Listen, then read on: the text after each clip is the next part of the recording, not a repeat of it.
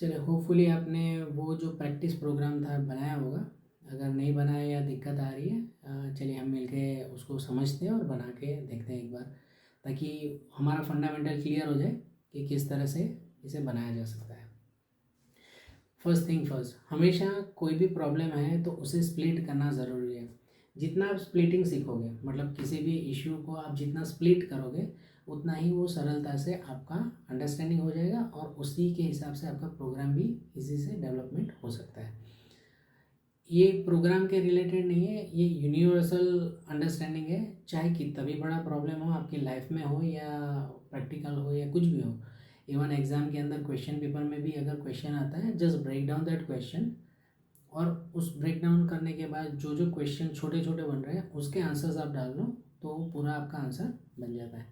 चलिए, इसके अंदर हमारा क्वेश्चन क्या था कि एक रेस्टोरेंट के अंदर कुछ बंदे जाते हैं और एक सर्टेन अमाउंट का बिल आता है।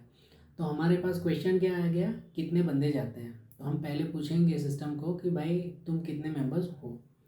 दूसरा क्वेश्चन क्या है, your programme should prompt a user the total bill. फिर हम उसको सिस्टम से पूछेंगे कि भाई टोटल बिल कितना है, तुम्हारा बिल कितना आया। अगर 5 या 6 बंदे गए हैं तो हम पहले क्वेश्चन आएगा कितने बंदे हैं, दूसरा क्वेश्चन आएगा कि टोटल अमाउंट ऑफ बिल कितना है।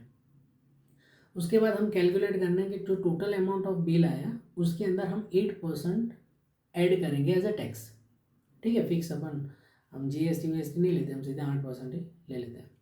ओके। और फिर हमारा कैलकुलेशन होगा कि जितने बंदे आए हैं उन बंदों के बीच में ये जो नया टोटल अमाउंट आया उसको स्प्लिट करके हम डिस्प्ले करें कि सभी लोग को कितना पे करना है। ठीक है, चलिए शुरू करते हैं।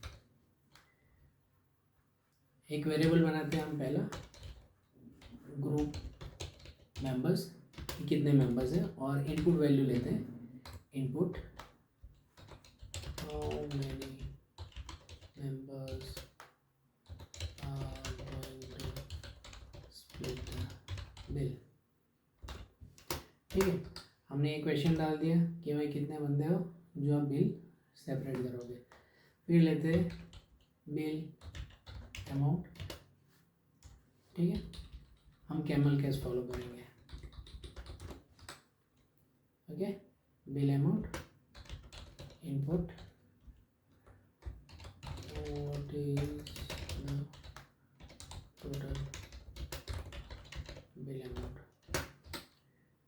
ठीक है, ये हमारे दो क्वेश्चन हो गए, लेकिन ये दोनों वैल्यू क्या होगी, अभी स्ट्रिंग होगी, न्यूमेरिक नहीं होगी।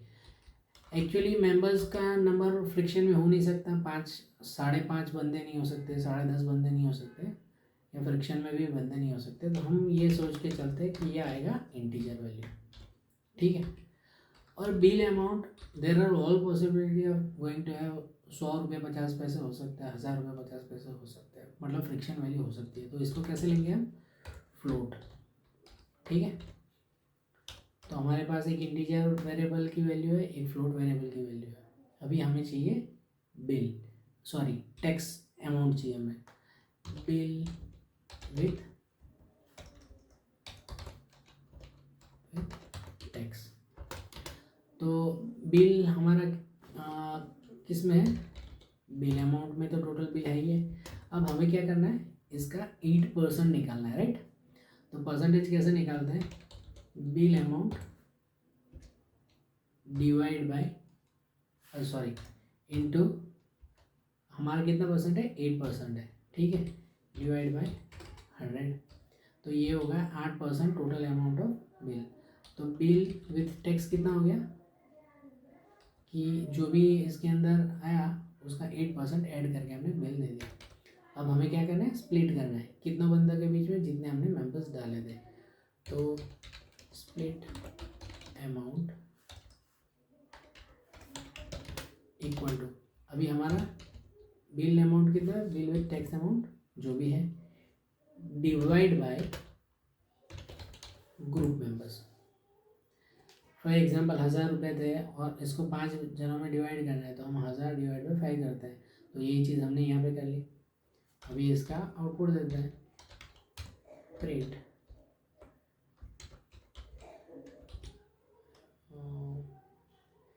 bill to be paid by